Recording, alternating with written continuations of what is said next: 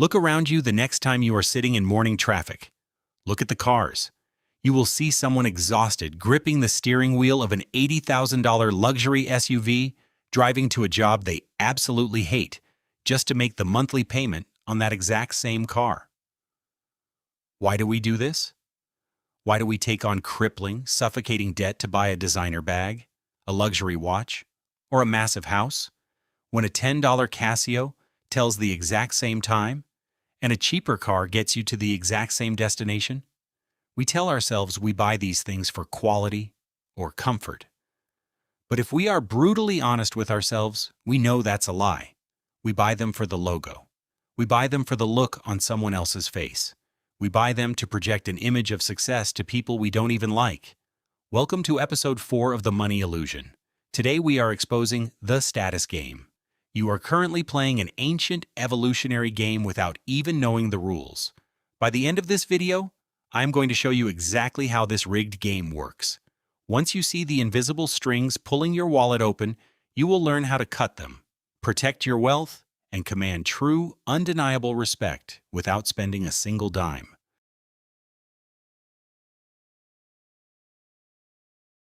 To understand your spending habits, we have to look at one of the most illogical animals in nature, the peacock. From a survival standpoint, a peacock's massive, heavy, brightly colored tail is a complete disaster. It takes a massive amount of energy to grow, it slows the bird down, and it acts as a giant neon sign for predators saying, "Eat me." So why did evolution create it? Because the tail is a signal.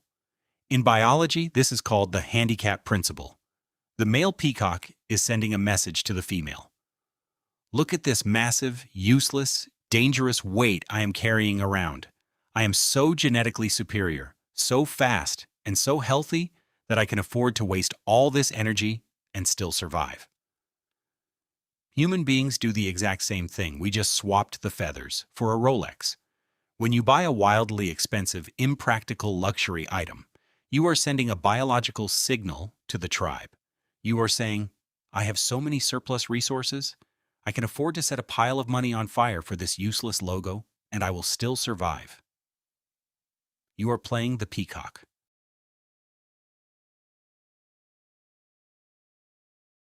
In 1899, an economist named Thorstein Veblen gave a name to this behavior. He called it conspicuous consumption. Veblen realized something that completely broke traditional economics. Normally, if the price of an item goes up, people buy less of it. But with status symbols, the exact opposite happens. People buy luxury items because they are horribly overpriced. If Gucci suddenly lowered the price of their bags to $50, sales wouldn't go up, they would collapse, because the bag would lose its only actual function, separating the people who can afford it from the people who cannot. You aren't buying leather and stitching. You are buying a physical receipt that proves to strangers you are above them in the social hierarchy.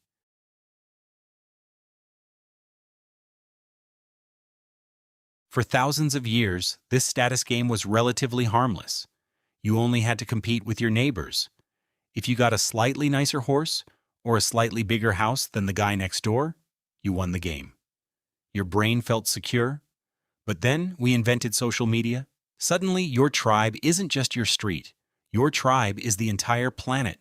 You are scrolling through a feed and subconsciously comparing your average Tuesday to the highlight reels of billionaires, celebrities, and influencers faking their lifestyles in Dubai. The finish line of the status game was removed. It is now an infinite arena. You can never win because there will always be someone with a bigger boat, a shinier watch, and a better vacation. If you try to play this game, you will run on a treadmill of debt until you die. So how do you escape the status game? How do you earn respect without bankrupting your future? You have to learn the difference between being rich and being wealthy. Rich is loud. Rich is current income. It's the guy making $200,000 a year, but spending $210,000 on cars and clothes to make sure everyone knows it. Rich is fragile. One missed paycheck, and the whole facade crumbles. Wealth, on the other hand, is completely invisible. Wealth is the money you didn't spend. Wealth is the cars you didn't buy, the watches you didn't wear, and the upgrades you declined. Wealth is the investment account silently growing in the background. The ultimate flex in the 21st century isn't a designer logo. The ultimate flex is freedom. When you stop caring about what strangers think of you, a profound psychological shift happens. You stop buying liabilities and start buying assets. True respect doesn't come from the clothes on your back. It comes from your competence, your character, and the quiet, unshakable confidence of knowing that you don't owe anyone a thing. Let the peacocks carry the heavy feathers. You carry the freedom. You now know how to stop buying things to impress other people. You have stepped out of the status game. But what happens when you are buying things for yourself? You probably think that when you walk into a store or open an app, you are making rational, logical choices based on your own needs. You are wrong. In episode 5, we are going to explore the illusion of choice. I am going to show you how supermarkets, online retailers, and casinos use behavioral economics to rig the environment against you.